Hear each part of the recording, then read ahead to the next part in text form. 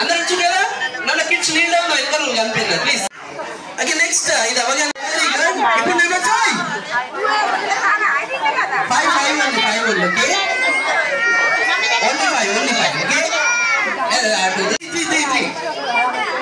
3 members okay only 3 members ఉన్నారు okay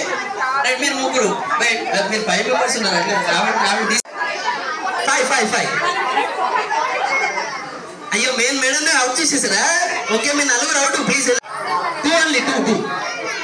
ఉన్నారా కరెక్టే ఉన్నారు 3 ఒకరు అవుట్ కరెక్టే ఉన్నారు ఎందుకు ముగ్గురే ఉన్నారు కదా రైట్ మళ్ళీ కరెక్టే ఉన్నారు ఎందుకు